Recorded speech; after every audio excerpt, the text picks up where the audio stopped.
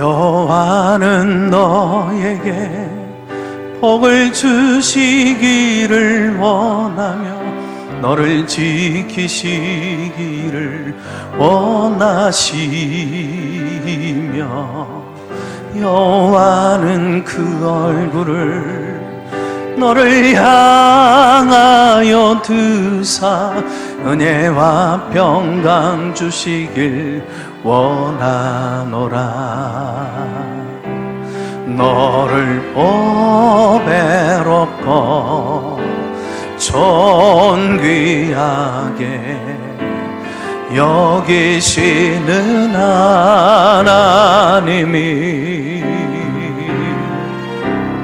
내 삶 속에서 이 약속을 신실하게 예루살렘 땅에 기름진 것으로 하늘에 신령한 것으로 너를 복 주시고 지키실 하나님이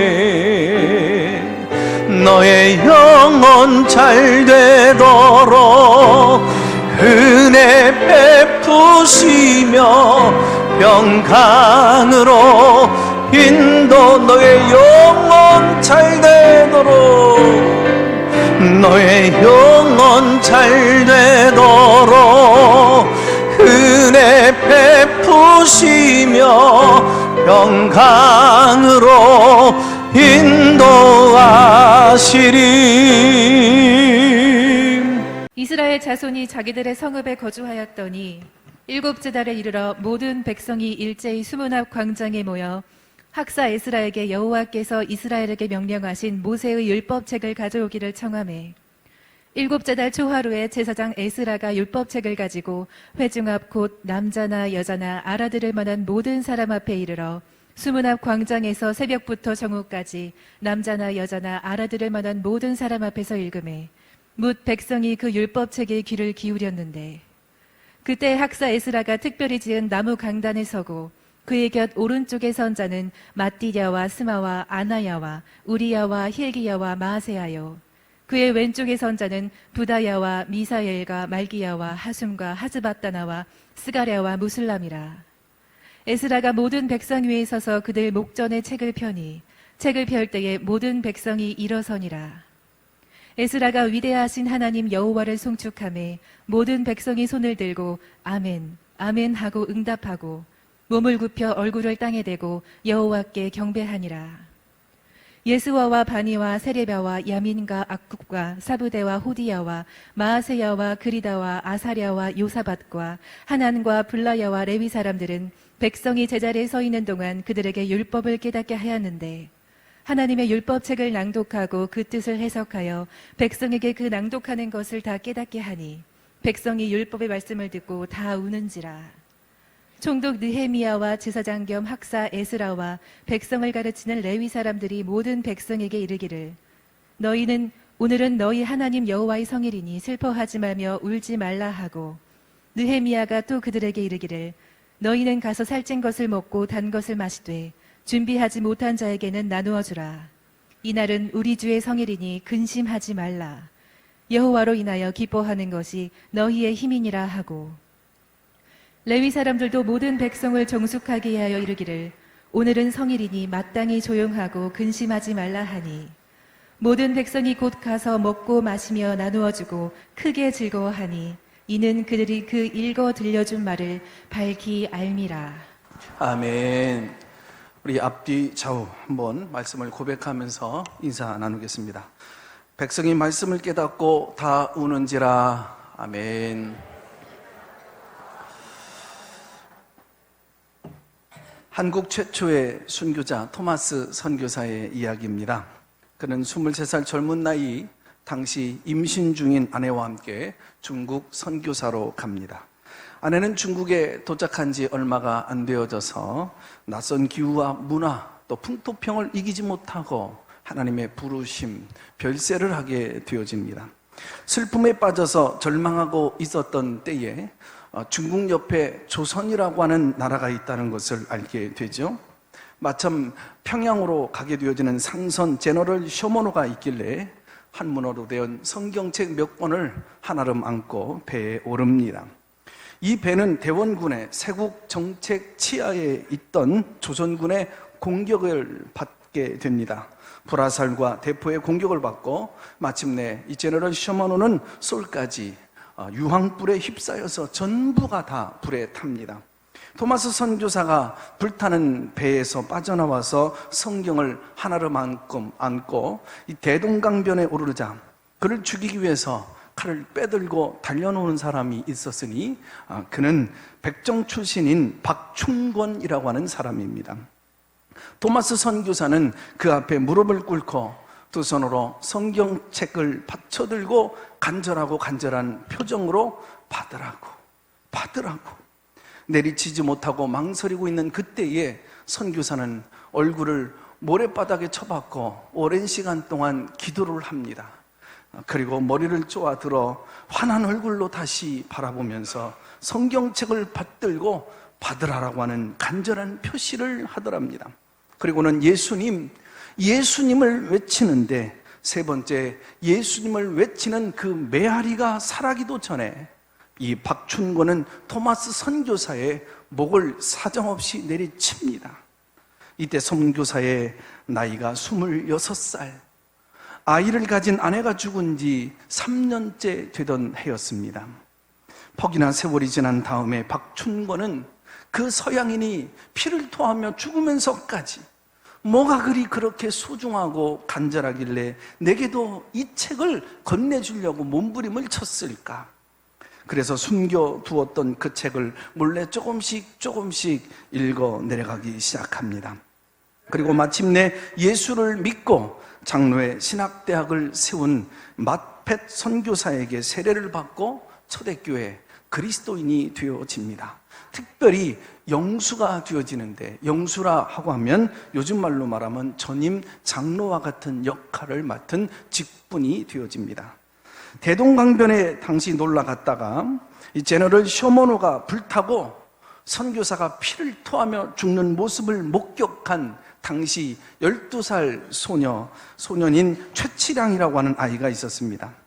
토마스 선교사가 뿌린 그 성경책 몇 권을 주워 오다가 두려워서 집으로 곧바로 가지고 가지를 못하고 영문 주사로 일하고 있던 집안의 어른이신 박영식에게 이 책을 건네줍니다. 박영식은 이 책이 뭔지도 모르고 집에 가지고 와서 펼쳐보았더니 종이의 그 질이 너무나도 좋은 거예요. 그래서 종이 한 장 한 장 찢어서 이거를 가지고 자기 집안에 도배를 해놓습니다. 그랬더니 천장에도 성경, 또 벽에도 성경, 온 방이 성경책으로 도배를 한 최초의 집이 되죠. 눈만 뜨면 일어나도 누워도 성경 말씀이 눈에 들어옵니다. 특별히 요한복음의 말씀이 눈에 잘 띄는 곳에 있었나 보죠. 내가 진실로 너희에게 이르노니 내 말을 듣고 또 나 보내신 이를 믿는 자는 영생을 얻었고 심판에 이르지 아니하나니 사망에서 생명으로 옮겼느니라. 너희는 마음에 근심하지 말라. 하나님을 믿으니 또 나를 믿으라. 이 읽은 성경이 눈에서 떠나가지를 아니하는 거예요. 가슴에서 사라지지를 아니하는 거예요. 그가 성경을 읽게 되어지고 그것이 감동이 되어져서 그리스도인이 되어집니다.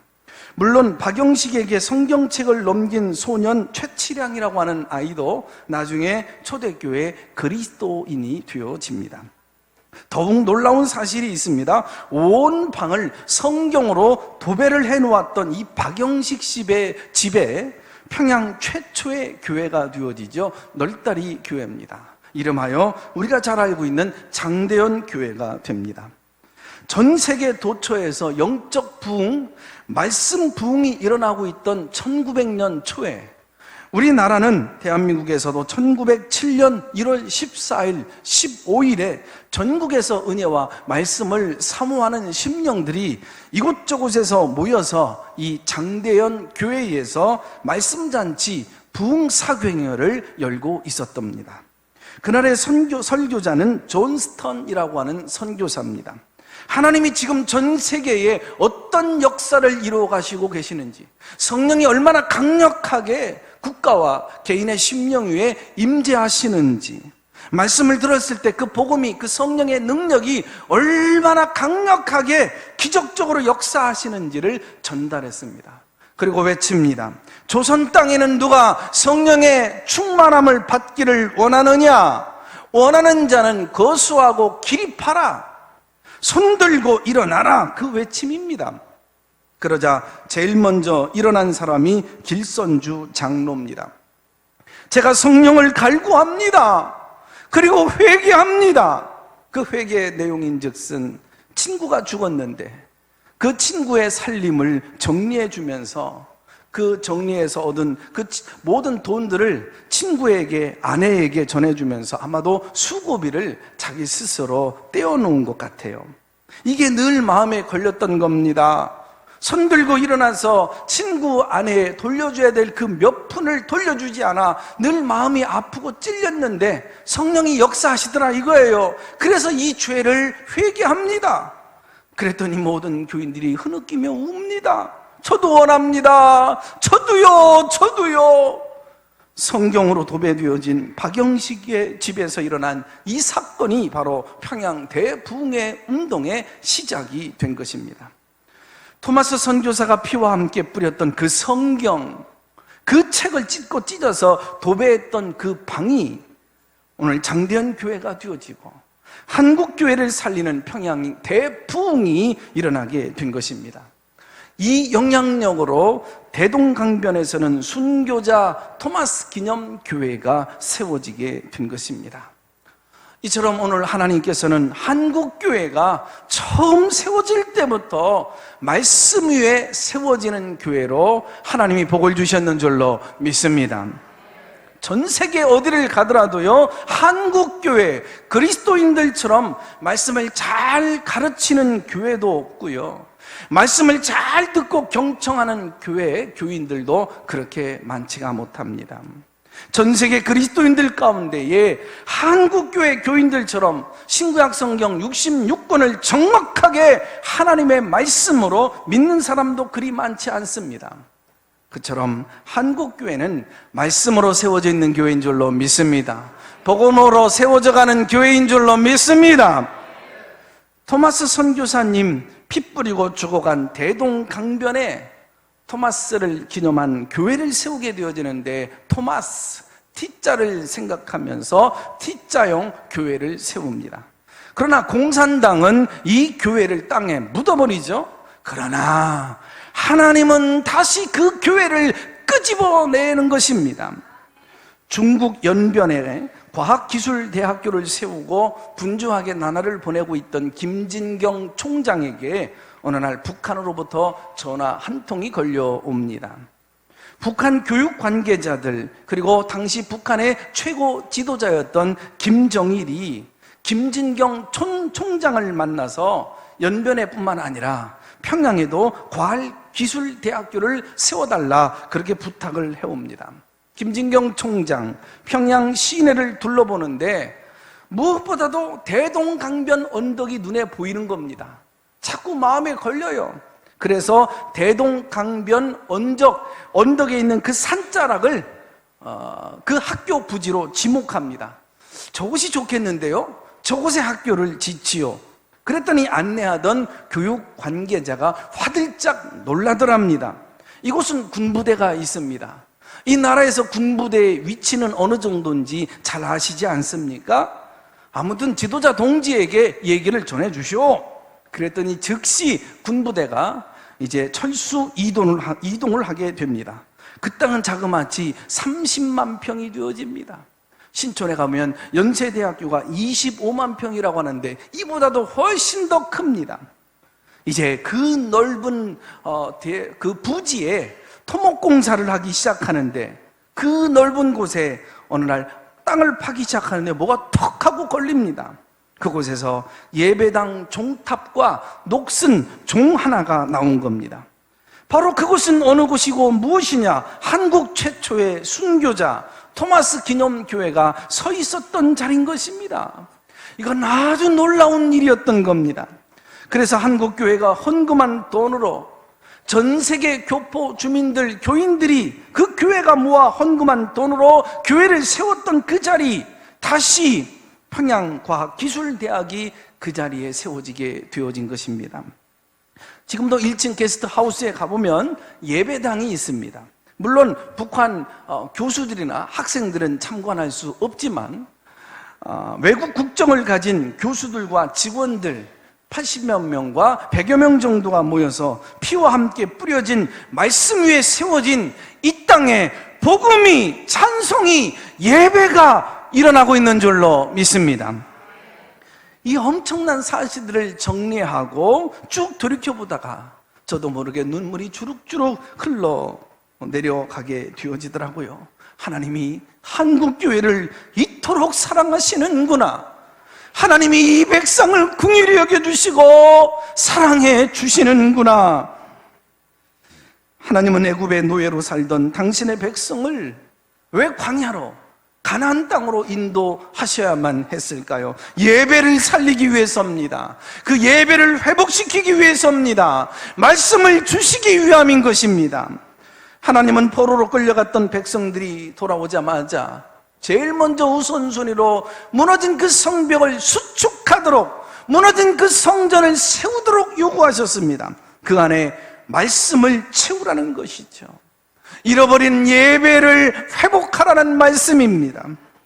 그동안 느헤미야와 그리고 포로에서 돌아온 백성들은 그 성벽을 수축하면서 그 더운 여름에, 오늘 본문의 7장은 오후 예배 때 이어지게 되어지는데, 그 포로에서 힘겹게 돌아와서 그 어려운 성벽을 수축하며 온갖 반대와 비난, 조롱, 죽음의 위협, 수없는 고통을 참고 견뎌나가면서 성벽 재건을 완성했습니다.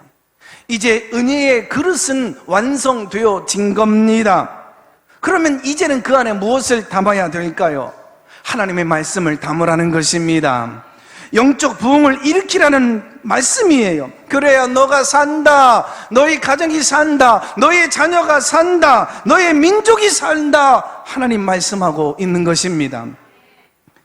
여러분, 가정에 어려움이 계십니까? 한국과 한국교회가 위기랍니다. 여러분의 가정에 누군가에게 육체적인, 정서적인, 환경적인 그 사업에 막다른 골목이나 위기에 처하신 분 계십니까? 말씀을 담으시기를 바랍니다.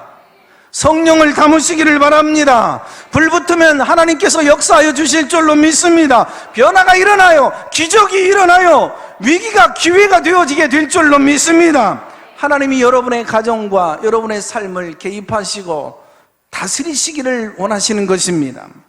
무너진 성벽 수축했으면 말씀을 담으라 이거예요. 예배를 살려내라 이거예요. 오늘 본문은 우리에게 말씀하고 있습니다. 오늘 본문 8장 1절을 보면 성벽 건축 후에 집을 짓고 이제 살림을 정리하고 숨을 돌리는 데까지 약 한 7개월여 정도가 걸립니다.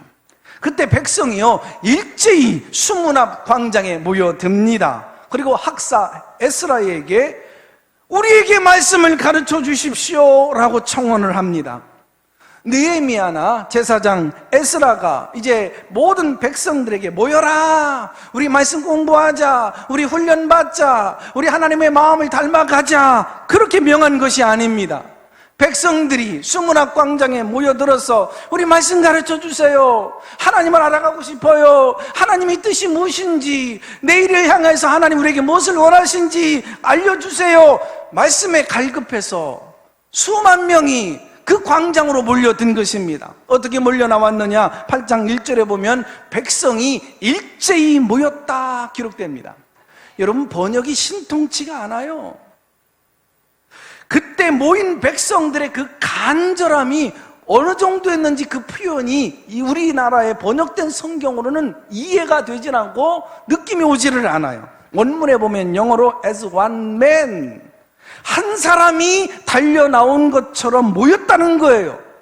수만여 명의 사람들이 그 광장에 몰려들었는데 마치 한 사람이 나온 것처럼 같은 시간에, 같은 장소에, 같은 뜻을 갖고, 같은 목적을 갖고, 같은 그런 열망을 가지고 달려 나온 것입니다. 이게 바로 백성이 일제히 모였다라고 하는 뜻이에요. 2절 말씀에 보면 이 모인 사람들을 표현한 말씀이 참 재미나요. 남자나 여자가 알아들을 만한 모든 사람이래요. 이 표현이 2절에도 나오고 3절에도 동일 반복적으로 나옵니다. 무슨 얘기인가요? 몰려 나오는 사람들을 보고 느헤미야나 에스라가 아주 충격을 받은 거예요. 물론 백성들도 우리 가정만 나오는 줄 알았는데 저 가정도, 아니 수백, 수천, 수만 명이 동시다발적으로 몰려 나오다가 스스로들 놀란 겁니다. 남자들 다 나왔네, 여자들도 다 나왔잖아, 알아들 만한 사람 다 나왔네. 성경은 그렇게 기록되어졌습니다. 3절에 성경을 읽습니다. 그리고 설교하고 찬양하는데 그 예배 시간이 자그마치 새벽부터 정오까지라고 기록되어져 있어요. 우리 교회 새벽 예배 시간은 5시, 5시부터 정오 12시까지를 표현했다고 한다면, 자 보십시오, 6시간에서 7시간을 소요한 겁니다. 여러분, 성벽 재건 공사가 이제 완성됐잖아요. 그러면 그 이후에 상식적으로 뭐를 해야 될까요? 축제일을 선포하고 잔치를 벌이는 것이 마땅한 것 아닙니까? 얼마나 돌아와서 고생스러워서, 여러분 더운 날씨에, 여러분 그 건기에, 그 땡볕에 여러분 다른 거 다 포기하고 그 성벽을 수축하느라 많은 공격과 위협 앞에서 그거 하나만 바라보고 여기까지 피 흘리며 눈물 흘리며 완성한 건데, 야, 이제 일만 시킬 게 아니라 수고한 사람들 기억하고 격려하자, 위로하자, 표창장 주자, 표창장 수여식을 거행해야 마땅한 시간 아닙니까? 70년 동안 보로 생활, 노예 생활을 했어요. 그러다 보니 노예 근성이 있어요. 머리에 든 게 없어요. 정치, 경제, 문화, 모든 사회, 세계 흐름이 어떠한지 좀 우리에게 가르쳐 주세요. 그럴 수 있을 법도 한데, 그러나 이 사람들은 예배하자, 말씀 가르쳐 주세요, 하나님의 뜻이 무엇인지 알고 싶어요, 어떻게 해야 하나님의 백성으로 살 수 있을런지 우리를 가르쳐 주세요, 하나님께 달려나온 것입니다. 설교자로서 저는 에스라가 말씀을 읽고 성경을 가르치는데 자그마치 6시간에서 7시간 걸렸다는 게 몹시나 충격을 받지 아니할 수가 없습니다. 어느 주일 제가 설교를 6시간을 하게 되어지면 어떤 일이 벌어질 것 같을까요? 가끔 노래하는 사람들은 끝날 때 앵콜을 받습니다. 저는 지금까지 25년, 짧은 목회라면 목회고 길다고 하면 긴 25년 목회하고 설교를 했지만 단 한 번도 앵콜을 받아본 적이 없습니다. 야, 제가 설교자로서 이거 뭔가 부족하고 문제가 있는 사람은 아닌가, 이런 생각도 해봐요. 여기 3절 귀를 기울인다, 이 말도요 대단히 재미있는 말이에요. 같은 단어 헤루트라고 하는 단어, 이것은 출애굽기 32장 16절에서는 판에 새겼다라고 하는 말로 이것이 번역이 되어져 있습니다. 귀를 기울였다, 판에 새겼다, 이 말은 어디가 모르게 어울릴 것 같지 않은 그런 말인데 이게 같은 말이에요.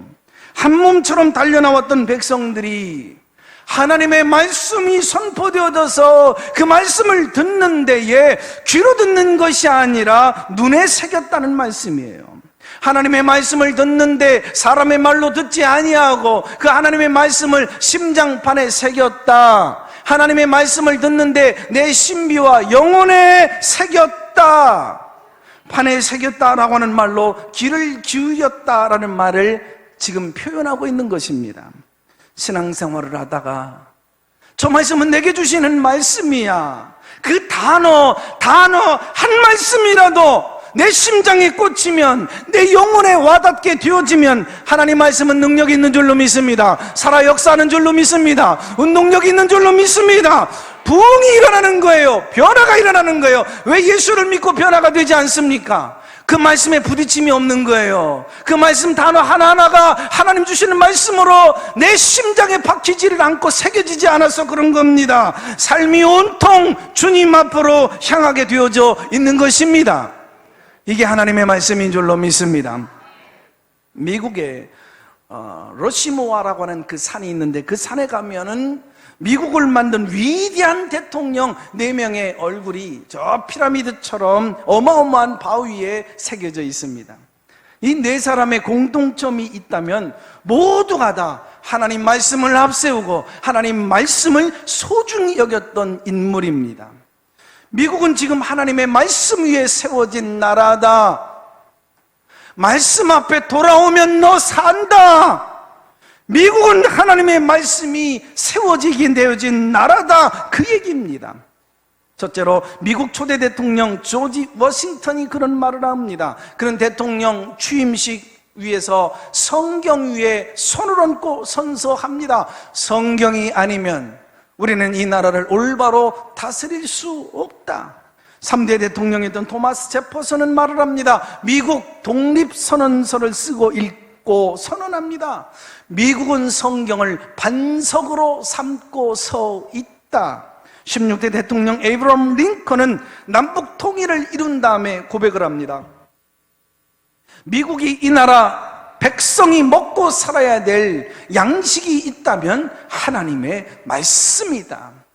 그리고 32대 대통령 프랭클린 루즈벨트 대통령은 최연소 대통령이면서 그리고 장애인 대통령입니다. 그는 말을 하죠. 미국인이 진실하게 살고자 한다면 하나님의 말씀을 붙들어야 산다. 할렐루야. 대한민국이 어떻게 건강하게 세워질 수 있을까요? 위기의 한국교회가 어떻게 새로워질 수 있을까요? 하나님이 여러분의 가정에 주신 그 복을 어떻게 담아낼 수 있을까요? 내 자식들이 어떻게 주님의 세계 경영에 존귀하게 끊임없이 쓰임받을 수 있을까요?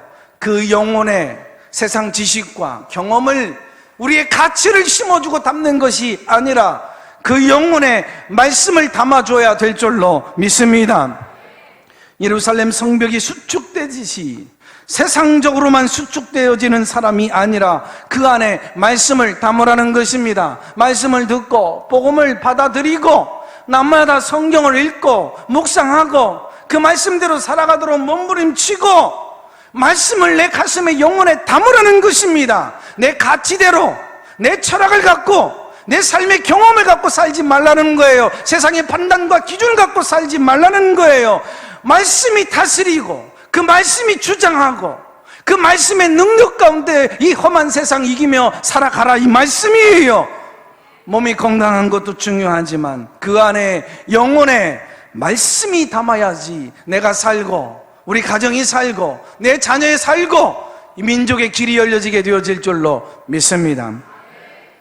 드디어 오늘 본문 5절 6절입니다 느헤미야 그리고 에스라가 말씀 부흥회가 시작되어집니다. 에스라가 나무 강단 위에 올라서요, 모든 백성들에게 임재하시는 하나님의 능력을 그들이 전율처럼 느껴가고 있습니다. 하나님의 말씀이 펼쳐지자 하늘문이 열리는 충격을 받게 되어져요.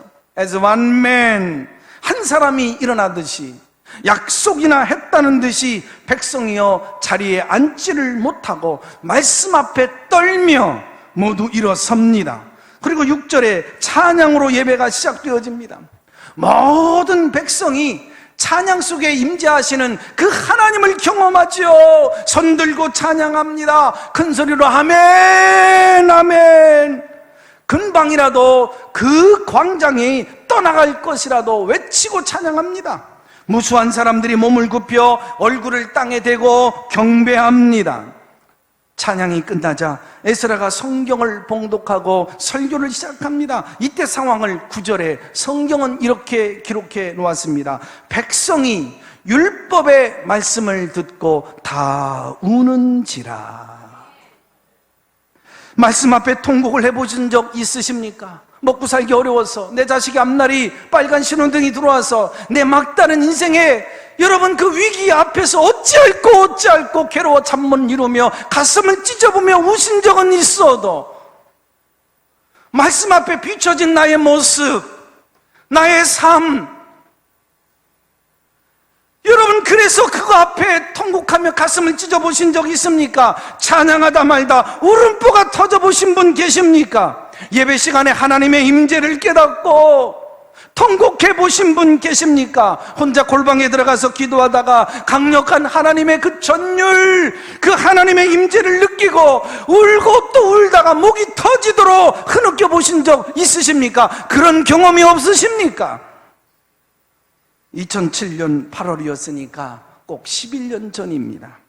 교회를 개척하고 시작한 지 얼마 안 되어졌을 때 참 의욕 갖고 시작했지만 만만하진 않았습니다. 뜻대로 계획대로 돌아가지 아니었습니다. 참 힘들고 무겁고 외롭고 주저앉기 딱 좋은 그 시절, 강원도 어느 목회자 영성 수련회에 참석했습니다. 마지막 날 밤 지치고 어찌할까 내 마음 달랠 길이 없었던 그 상황에 저녁 집회의 말씀이 요한의 아들 시몬아, 네가 나를 사랑하느냐라는 말씀. 저는 한 목회자 참석자로 이 말씀을 듣게 되어졌는데, 그때로 강사로 나오신 어느 한 목사님이 네가 나를 사랑하느냐 이 질문에 강단에서 예수님이 서셔서 나를 향하여 내게 질문을 던지시는 그 말씀이 들려지게 됩니다. 그 말씀이 내 눈물샘을 칼로 찢어 놓는 듯이 그 눈물이 쏟아지기 시작합니다. 흐느끼기 시작합니다. 엉엉 울고 통곡하기 시작합니다. 주님께서 조용히 제게 다가와 말씀하시는 것을 느끼게 됩니다. 종아, 너 나 사랑하니? 제가 흐느끼면서 주님께 고백했습니다. 주님, 제가 주님 사랑하지 아니하고 어찌 여기까지 올 수 있었겠는지요. 한 번 더 물으시는 그 감동이 옵니다. 사랑하는 아들아, 너 나 지금도 사랑하니? 주님, 제가 주님 사랑하지 않았다면 저는 죽었을 거예요. 포기했을 거예요. 살 수도 없었을 거예요. 주님이 나를 사랑하신다는 사실을 내가 못 느꼈으면 저는 살아갈 이유도 없을 거예요. 마지막 주님이 또 물었습니다. 순영아, 너 앞으로도 나를 사랑할 거니? 주님 사랑하는 마음으로 살게요. 주님 사랑하며 목회할게요. 주님 교인들을 섬길게요. 교인들을 포기하지 아니하고 그리고 교회를 섬길게요. 주님, 당신만이 아십니다. 내가 얼마나 주님을 사랑하는지. 주님 사랑하지 않고는 살 수 없는 이 세월, 이 사람임을 주님이 아십니다. 주님 사랑해요. 주님 사랑해요.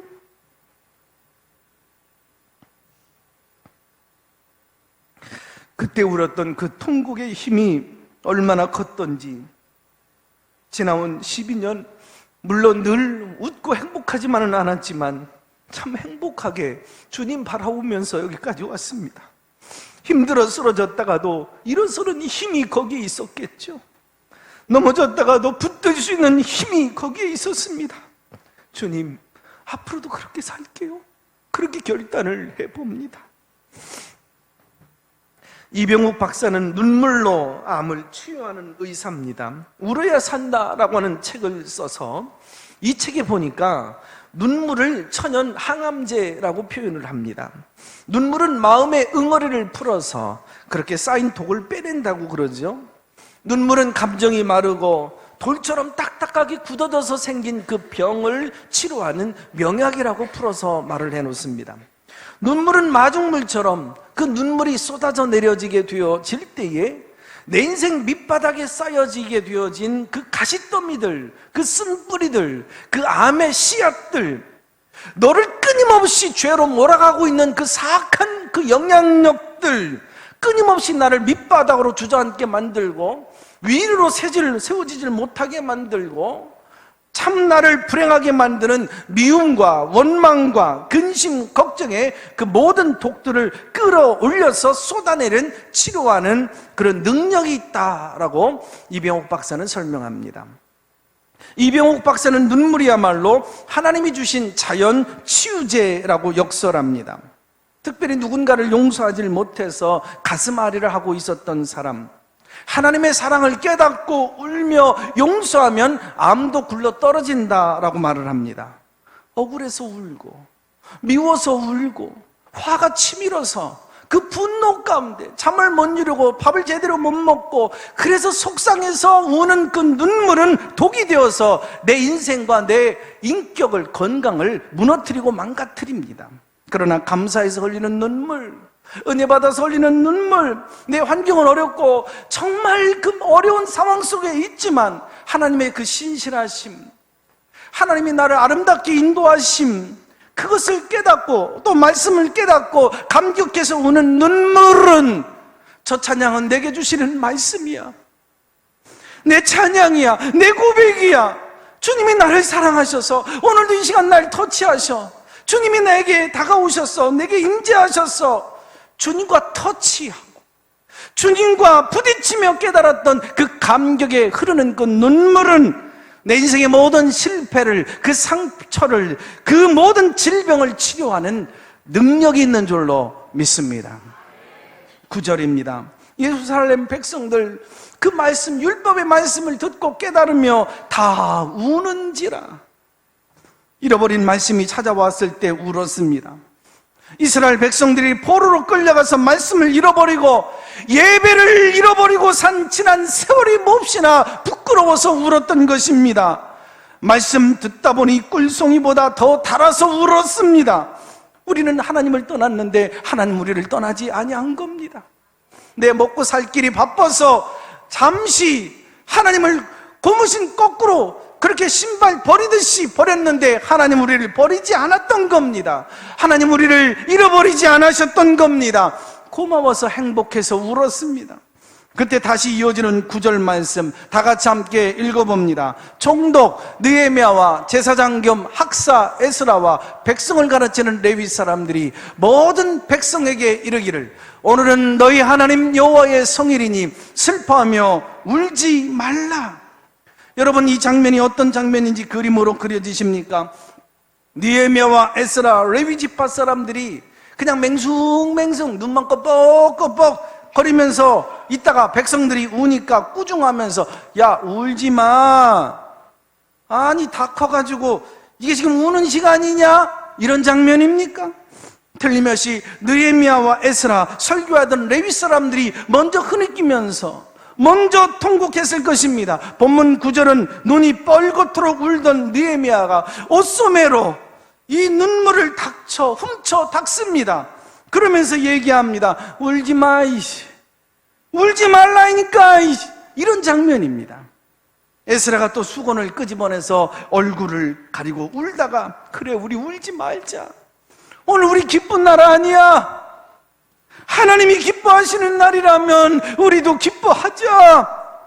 느헤미야와 이 레위 사람들이 오늘 우리는 만난 거 먹고 힘내자, 없는 사람 나누어주고 같이 먹자, 오늘 춤추자. 10절 말씀, 여호와를 기뻐하는 것이 너희의 힘이니라.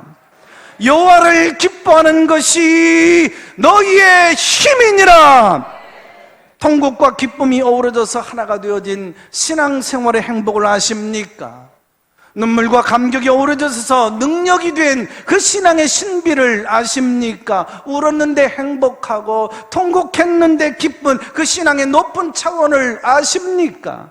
말씀을 듣고 깨달아 울었습니다.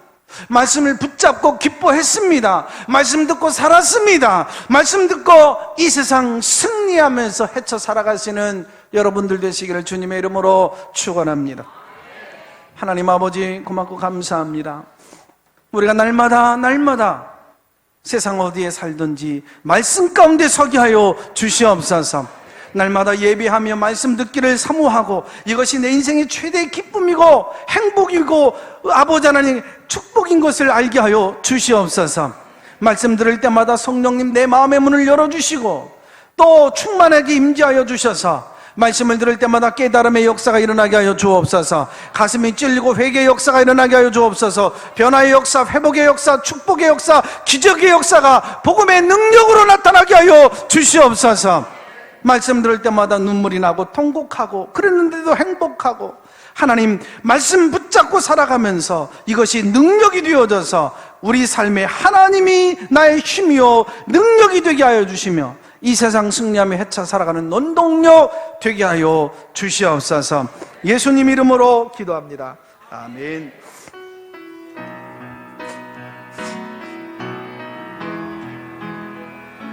날마다 숨쉬는 순간마다 내 앞에 어려운 일 보내 주님 앞에 이 몸을 맡길 때 슬픔 없네 두려움 없네 주님의 그 자비로운 손길 항상 좋은 것 주시도다 사랑스레 아픔과 기쁨을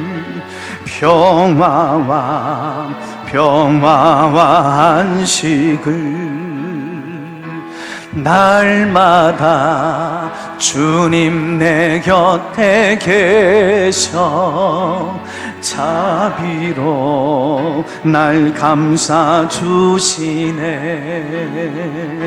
주님 앞에 이 몸을 맡길 때 힘 주시네 위로함 주네 어린 나를 품에 안으시사 항상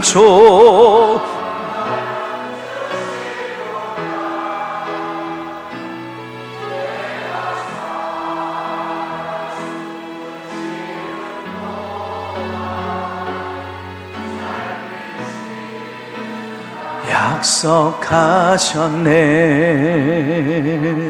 인생의 어려운 순간마다 주님 약속 생각해보네 내 맘속에 믿음 잃지 않고 말씀 속에 위로를 얻네 주님의 도우심 바라보며 모든 어려움 이기도다 흘러가는 순간순간마다 주님 약속 새 도우심 바라보며 주님의 도우심을 주님의 도우심 바라보며 모든 어려움 이기도다 흘러가는 순간순간마다 주님 약속 새겨봅니다.